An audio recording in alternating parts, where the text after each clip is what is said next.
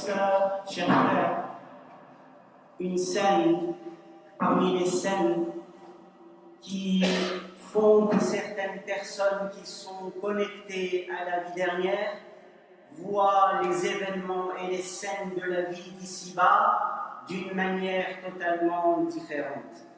Omar ibn Abdul Aziz, rahimahullah, il assistait durant un jour de grande chaleur, durant un jour de canicule, il assistait à un enterrement. Et il a vu les gens qui étaient en train de fuir la canicule, la chaleur, pour se réfugier à l'ombre. Et Sidna Omar ibn Abdul Aziz s'est mis à pleurer. Puis il s'est mis à déclamer des vers de poésie qui lui ont été inspirés par rapport à la situation qu'il était en train de voir. Il s'est mis à dire: celui qui craint le soleil et fuit sa chaleur et se protège de la moindre poussière par peur et se réfugie à l'ombre pour préserver son bonheur, au fond d'une tombe viendra un jour son heure où il y connaîtra pendant longtemps le malheur. Purifie alors pour ce moment ton cœur, car ce rendez-vous porte sûr n'est pas un leurre. Il a vu comment les gens, naturellement, fuient la canicule, fuient la chaleur. Mais lui, immédiatement, il s'est souvenu qu'ici, on fuit la chaleur et le soleil, mais qu'en est-il du jour où il n'y aura pas de fuite, où il n'y aura pas d'ombre, si ce n'est l'ombre du trône de Dieu, subhanahu wa ta'ala. Les croyants, les compagnons du prophète sallallahu alayhi wa sallam, ont été éduqués par le Coran et par le prophète sallallahu alayhi wa sallam à lier toutes les scènes de la vie d'ici-bas aux scènes de la vie dernière, pour que ce que nous vivons ici-bas soit une leçon et une exhortation. Sans cela, on va tomber comme les non-musulmans, qui se plaignent de la chaleur, qui se plaignent du froid, qui se plaignent du vent, qui se plaignent de la pluie. Quelle que soit la situation, ils sont tout le temps en train de se plaindre. Le croyant, lui, il doit s'exhorter, il doit vivre les différents événements. Si Allah a fait qu'il y ait une alternance entre l'été, l'hiver, l'automne, le printemps, le froid, le chaud, la pluie, le vent, et ainsi de suite, c'est pas pour passer son temps à se lamenter et à se plaindre, mais c'est pour s'exhorter et pour méditer et pour tirer des leçons. Il y a des gens qui sont tombés dans la plainte à un tel point qu'il y a des gens qui partent de la ville et qui vont passer des vacances dans la montagne ou dans la campagne et qui se plaignent du chant des coqs, qui se plaignent du bruit que font les cigales et qui se plaignent des chiens qui aboient et qui ont même demandé à un maire de pulvériser des insecticides sur les cigales. Au lieu de s'adapter et de méditer et de s'exhorter, les gens veulent tout rejeter. Ne soyons pas dans ce modèle-là, soyons dans le modèle des croyants particuliers qui sont connectés à la vie dernière. Ceux qui ont été éduqués par le Coran Karim et par le prophète sallallahu alayhi wa sallam. Et dans la période aujourd'hui, on vit dans la canicule, on vit des chaleurs extraordinaires. Est-ce qu'on va passer notre temps à parler que de la chaleur, la canicule, il fait chaud et à se plaindre? Ou bien est-ce qu'on va s'exhorter, on va essayer de comprendre?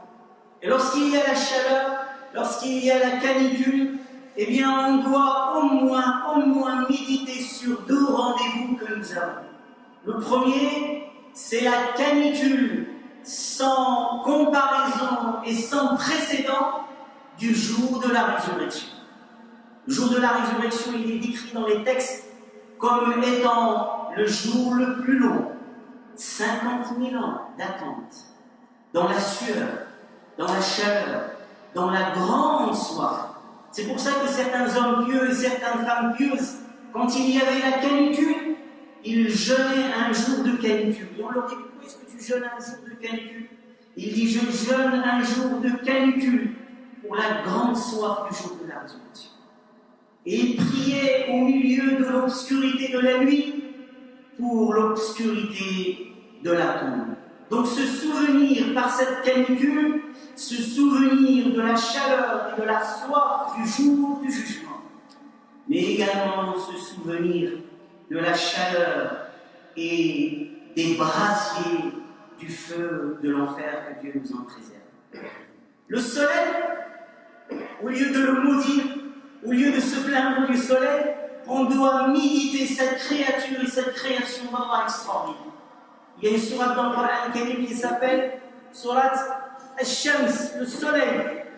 Et il y a des sourates également, sourate Al-Takwir, qui parle du soleil, Al-Shams Kuwarat. Et Allah subhanahu wa ta'ala a prêté serment par le soleil. Et Allah il nous invite à méditer sur le soleil qui est un bienfait extraordinaire.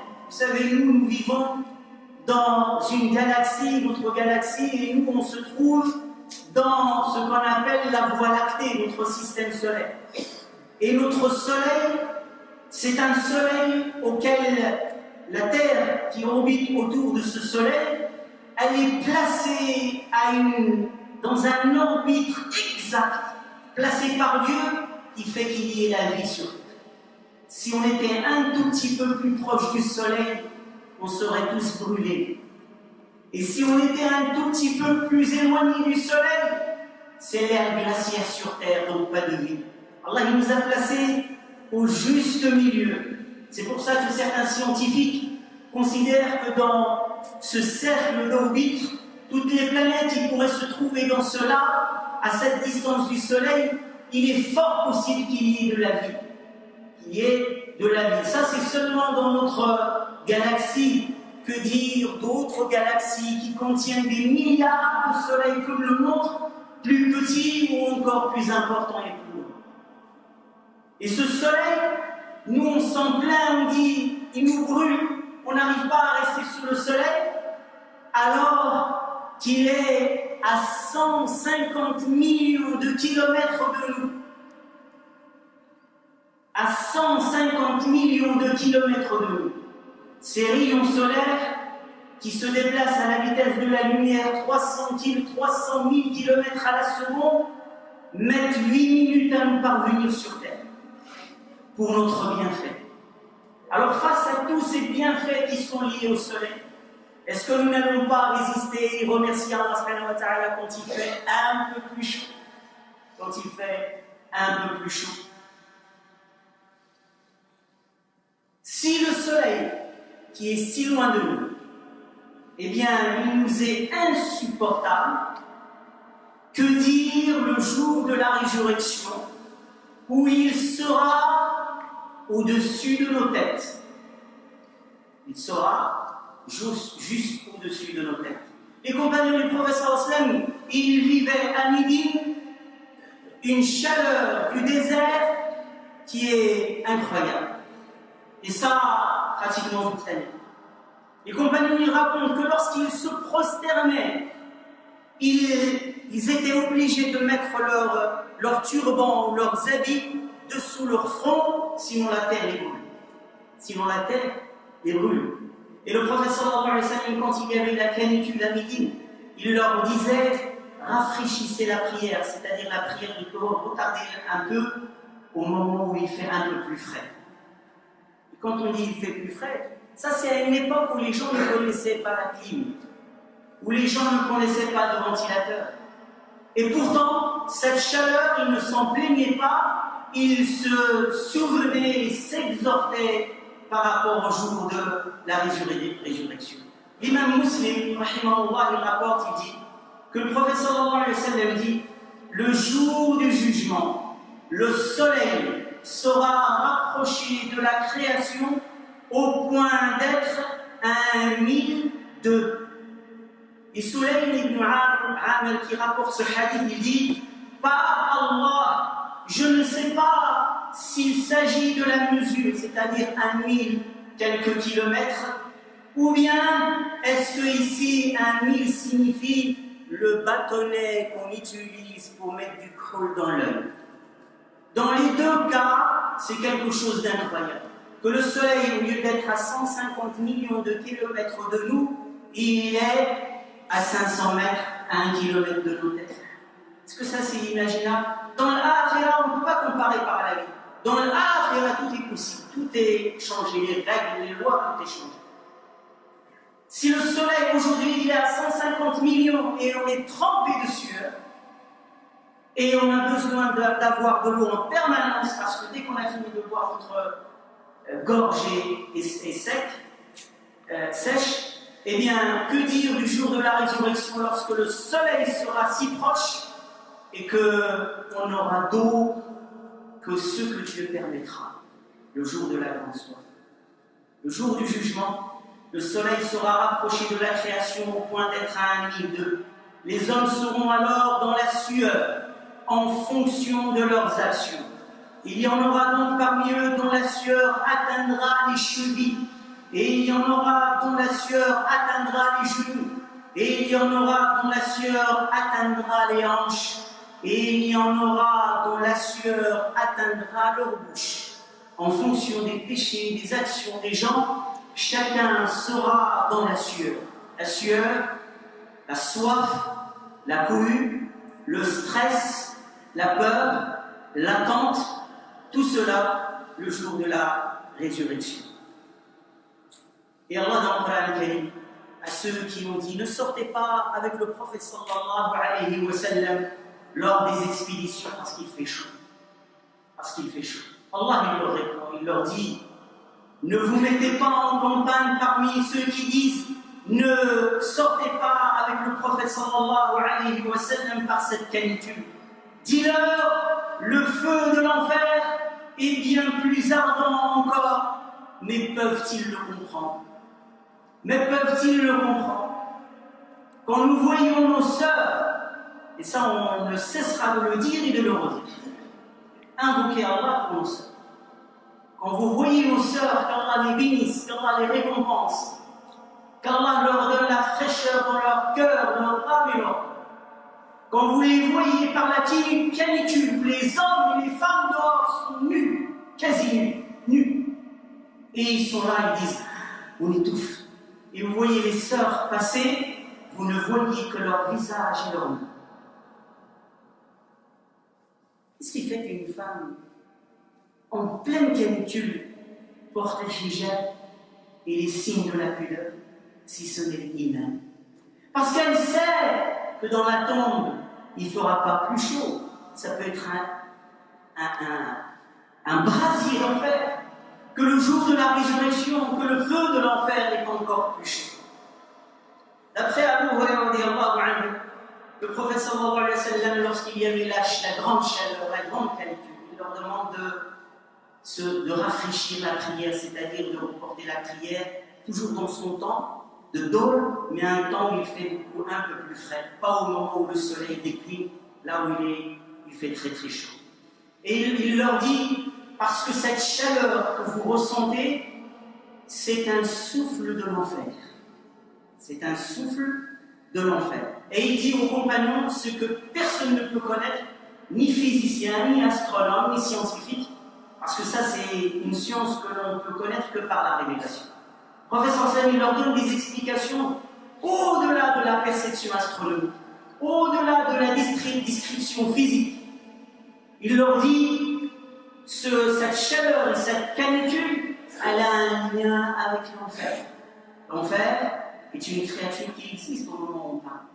Le paradis est une créature qui existe au moment où on parle. Il y a un lieu. Et les croyants, ils ont la certitude, ils ont la foi que ces deux endroits existent et qui sont créés par Allah. Eh bien, le feu de l'enfer, le professeur Sami dit, le feu de l'enfer, c'est plein à Allah. Et l'enfer a dit à Allah, ô Seigneur, je me consume moi-même. C'est-à-dire, je suis en train de me consumer moi-même. Et Allah lui a donné 2 moments où elle peut souffler. Le premier souffle, c'est les conséquences de ce souffle que nous ressentons durant les grandes canicules de l'été. C'est juste un souffle. Imaginez que l'enfer, qui se trouve à des distances que seul Allah subhanahu wa ta'ala,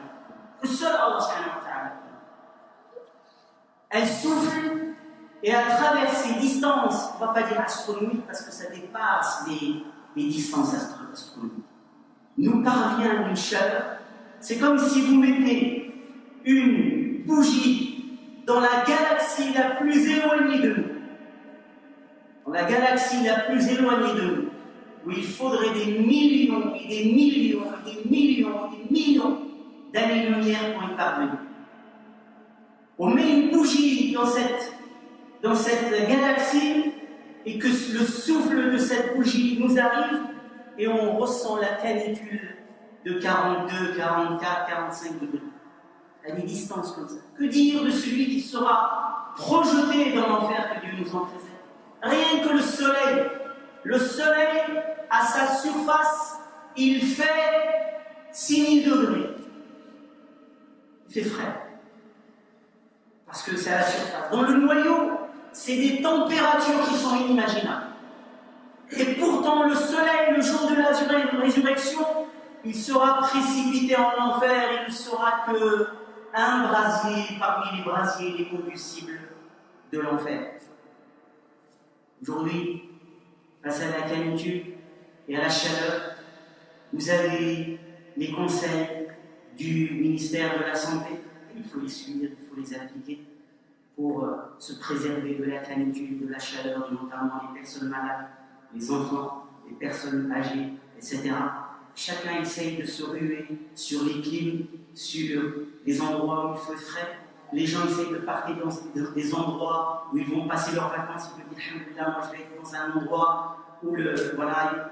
Chacun pense à se préserver et à préserver les siens de la canicule, de la chaleur. Et c'est bien.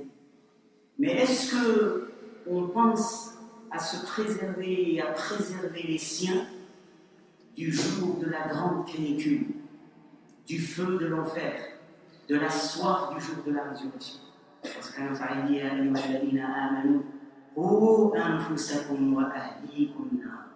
oh vous qui avez la foi, sauvez vos personnes et vos familles d'un feu ardent le jour de la résurrection. Alors comment sauver? Comment se sauver? Est-ce que chacun a une garantie que le jour de la résurrection, lui, il a une place qui est réservée à l'homme? Il est possible, d'ici, aujourd'hui, de préparer pour soi, pour sa famille, l'ombre du trône d'Allah, le jour où il n'y aura d'ombre que son nom. Pendant que les gens seront engloutis par la sueur, qui seront dans une peur terrible, qui seront nus dans l'attente du jugement, la soif, la peur, la terreur, il y a une catégorie de gens qui seront à l'ombre, qui seront abreuvés, qui seront préservés, protégés par la grâce d'Allah. Ils seront sous l'ombre du trône d'Allah.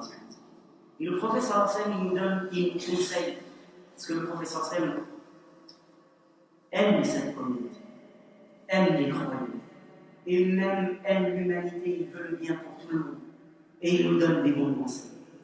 Quand vous partez en vacances, il y a des gens qui ont un bon cœur, ils te disent fais attention à ça, ne fais pas ça, va là-bas, ne va pas là-bas, fais comme ci, etc. Quand tu te retrouves, tu dis alhamdoulilah que cette personne m'a donné ses conseils. Le professeur Sam nous a donné des conseils pour la vie d'ici-bas, mais surtout pour le jour de la grande chaleur, de la grande peur, de la grande âme, le jour de la résurrection. C'est une possibilité d'être à l'ombre du trône d'Allah. Et le professeur Sam nous dit il y a 7 catégories de personnes. 7 catégories. Ce ne sont pas 7 personnes, c'est 7 catégories. Dans chaque catégorie, on ne sait pas combien de millions, de milliards, de droits de gens. Le professeur Sam dit il y a 7 catégories de personnes qui seront le jour de la résurrection sous l'ombre du trône d'Allah, le jour où il n'y aura d'ombre que son nom. Il faut tout faire pour que l'on soit dans une de ces catégories, ou plusieurs de ces catégories, et que nos enfants et nos familles soient également dans une de ces catégories, voire dans plusieurs de ces catégories. La première concerne toutes les personnes qui ont une responsabilité. Que tu sois responsable d'une personne, ou d'un État, ou d'un pays.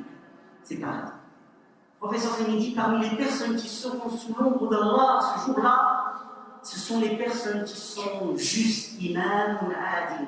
Une personne responsable, mais qui est juste, qui est équitable avec les gens. Cette personne-là, elle a une place qui est réservée sous le trône d'Allah, les jeunes qui ont grandi dans l'adoration. Comme ces jeunes qui, le jour du vendredi, viennent, ils sont en train de prier. Ils vont grandir dans la prière, ils vont grandir dans le jeûne, ils vont grandir dans l'obéissance d'Allah subhanahu wa ta'ala. Tous les jeunes ici. Un jeune qui a grandi dans l'obéissance d'Allah, celui-là, il sera le jour de la résurrection sous le trône d'Allah, à l'ombre, il ne craindra pas, il n'aura pas soif, il n'aura pas peur. Troisième catégorie, un homme dont le cœur est attaché au mosquée. C'est une personne, vous la voyez tout le temps aller faire les allées et venues entre la mosquée et chez vous. Toujours une personne qui est attachée à la mosquée. Vous arrivez, cette personne est déjà à la mosquée. Vous partez, cette personne, c'est la dernière à partir. Ces gens-là, ce sont les piliers des mosquées. Le cœur attaché aux mosquées. La quatrième personne, c'est un homme, et ça c'est fréquent dans notre société, et c'est encore plus fréquent quand il fait chaud, et c'est encore plus fréquent dans les périodes de vacances, où vous avez les gens qui se dénudent, et il faut préserver ses yeux, il faut préserver ses yeux, parce qu'on va dire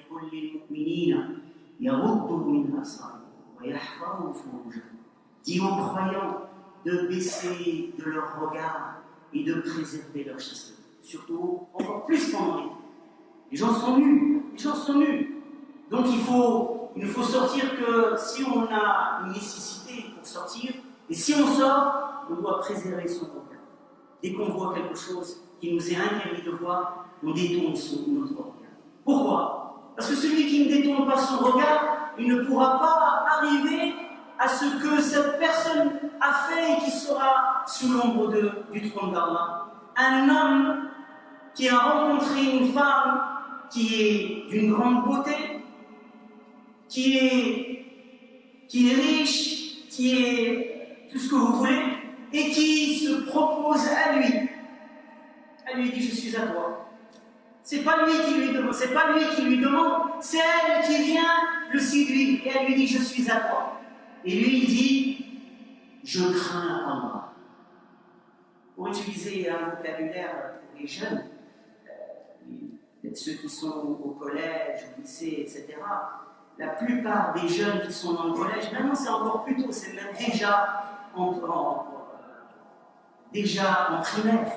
Vous avez tous des garçons, il y a une petite amie, un amoureux, une fille. La fille vient voir le garçon et lui dit je veux sortir avec toi. Le garçon vient voir une fille et dit je vais sortir avec toi. Toi tu sors avec qui? Elle sort avec un tel.